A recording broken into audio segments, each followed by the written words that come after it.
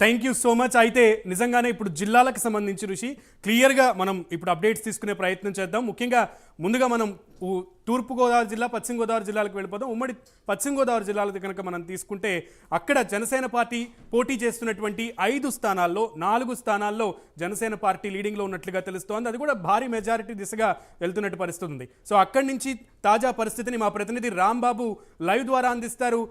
రాంబాబు, ముఖ్యంగా ఏలూరు జిల్లాలో ఉన్నటువంటి పరిస్థితి ఏంటి, అలాగే ఉమ్మడి పశ్చిమ గోదావరి జిల్లాలో ఉన్నటువంటి పరిస్థితి ఏంటి, పార్లమెంట్ నియోజకవర్గాల సంగతి ఏంటి? Thank you Sunil. ఉమ్మడి పశ్చిమ గోదావరి జిల్లా వ్యాప్తంగా కూడా ఏదైతే కూటమి అభ్యర్థులు దూసుకెళ్తున్న పరిస్థితి ఉంది. ముఖ్యంగా జనసేన పార్టీ ఉమ్మడి పశ్చిమ గోదావరి జిల్లాలో 5 నియోజకవర్గాల్లో పోటీ చేసింది.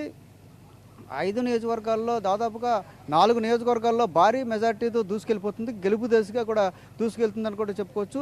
మెజార్టీలు కూడా రౌండ్కి కూడా భారీగా పెరుగుతున్నాయి. ఒక పోలవరం నియోజకవర్గం తప్ప మిగతా అన్ని చోట్ల కూడా దూసుకెళ్తున్న పరిస్థితి. ఇక చూసుకుంటే ఏలూరు పార్లమెంటు పరిధిలో చూసుకున్నట్టయితే 7 అసెంబ్లీ స్థానాల్లో చూసుకుంటే ఒక పోలవరం దగ్గర మాత్రం కొంత వైసీపీ లీడ్ కనిపిస్తుంది. అక్కడ జనసేన కొద్దిగా వెనకబడి ఉంది. మిగతా 6 నియోజకవర్గాల్లో కూడా కూటమి అభ్యర్థులు ముందంజలో ఉన్నారు. ఇక నరసాపురం పార్లమెంటు పరిధిలో చూసుకుంటే 7 అసెంబ్లీ నియోజకవర్గాల్లో చూసుకుంటే అక్కడ 3 స్థానాల్లో ఎవరైతే జనసేన అభ్యర్థులు, 4 స్థానాల్లో టీడీపీ అభ్యర్థులు కూడా లీడ్లో ఉన్నారు. భీమవరం చూసుకుంటే ముఖ్యంగా గతంలో పవన్ కళ్యాణ్ పోటీ చేసి ఓడిపోయిన భీమవరంలో ఇప్పటికే కూడా పులవర్తి రామాంజలి, అక్కడ ఎవరున్నారో పులవర్తి రామాంజలికి దాదాపుగా 26,742 ఓట్లు లీడ్లో ఉన్నాయి. అక్కడ పోటీ చేసిన గ్రద్ది శ్రీనివాస్ అక్కడ కౌంటింగ్ కేంద్రం నుంచి కూడా కొద్దిసేపటి క్రితం వెళ్ళిపోవడం కూడా జరిగింది.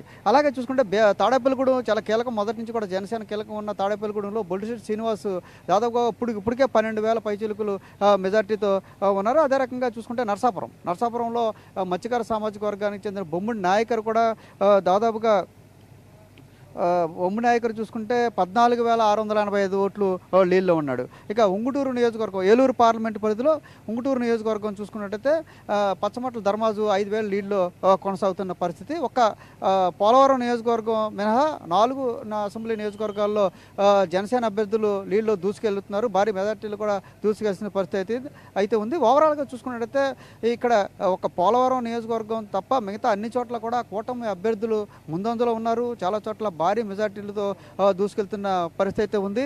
మొదటి నుంచి కూడా పవన్ కళ్యాణ్ ఒకటే చెప్పాడు, ఉభయ గోదావరి జిల్లాల్లో 34 అసెంబ్లీ స్థానాల్లో ఖచ్చితంగా 34కి 34 కొట్టి తీరాలి అని మొదటి నుంచి కూడా చెబుతున్నాడు. దానికోసం నా దగ్గర వ్యూహం ఉంది, ప్రత్యేక ప్రణాళికలు ఉన్నాయంటూ కూడా పేర్కొంటూ వస్తున్న పరిస్థితి. అయితే కొద్ది సీట్లు అయితే కొంచెం తాను తగ్గించుకున్నప్పటికీ కూడా ఒక ప్రత్యేక వ్యూహంతో ముందుకెళ్ళినట్టు తెలుస్తుంది. పవన్ కళ్యాణ్ వ్యూహం ఈ గోదావరి జిల్లాలో అయితే పక్కాగా ఫలించినట్టుగా కూడా తెలుస్తుంది. ఎందుకంటే మొత్తం 15 అసెంబ్లీ నియోజకవర్గాలు ఉంటే 14 అసెంబ్లీ నియోజకవర్గాల్లో కూటమి ముందుకెళ్ళిందంటే అది పవన్ కళ్యాణ్, తెలుగుదేశం పార్టీ, చంద్రబాబు నాయుడు వ్యూహంగా మనం భావించవచ్చు. బీజేపీ కూడా సహకారం అందించిన నేపథ్యంలో ఈ కైకలూరులో కూడా కైకలూరు నుంచి పోటీ చేసిన బీజేపీ అభ్యర్థి కామినేని శ్రీనివాస్ కూడా ముందంజలో ఉన్న పరిస్థితి అయితే కనపడుతుంది. ఇలా చూసుకుంటే ఉమ్మడి పశ్చిమ గోదావరి జిల్లాలో అటు నరసాపురం పార్లమెంటు చూసుకుంటే పూర్తిగా 7కు 7 అటు 3 జనసేన, 4 తెలుగుదేశం పార్టీ ముందంజలో భారీ మెజార్టీ దూసుకెళ్తున్నాయి. ఏలూరు పార్లమెంటు పరిధి చూసుకున్నట్టయితే ఒక్క వైసీపీ ఒక స్థానంలో మాత్రం మెజార్టీలో ఉన్న పరిస్థితి. మిగతా 6 అసెంబ్లీ నియోజకవర్గాల్లో అక్కడ ఒక ఉంగుటూరులో జనసేన, అదే రకంగా 5 చోట్ల తెలుగుదేశం పార్టీ కూడా ముందంజలో దూసుకెళ్తున్న పరిస్థితి. పార్లమెంటు పరిధిలో బీజేపీ రైట్ రాంబాబు, అయితే పోలవరంలో ముందు నుంచి కూడా అక్కడ వైసీపీ ఆధిక్యత అయితే కనబడుతున్నటువంటి పరిస్థితి. అక్కడ జనసేన పార్టీ పోటీ చేసింది. అయితే ఇప్పుడు రాంబాబు, అక్కడ ఫస్ట్ నుంచి ఆ వైసీపీ అభ్యర్థి మెజారిటీ ఎంత ఉంది? మెజారిటీ కూడా స్వల్పంగా ఉన్నట్టుగా కూడా తెలుస్తుంది. అయినప్పటికీ కూడా మొదటి నుంచి కూడా వైసీపీకి అక్కడ బలంగా ఉన్నారు. ఎందుకంటే ఎస్టీ నియోజకవర్గం కావటం, మళ్ళీ స్టూడియోకి రిపోర్ట్ ఇవ్వండి Rambabu. Thank you so much. ఇక రాజమండ్రి పార్లమెంట్ నియోజకవర్గాన్ని దగ్గరికి వెళ్ళిపోదాం.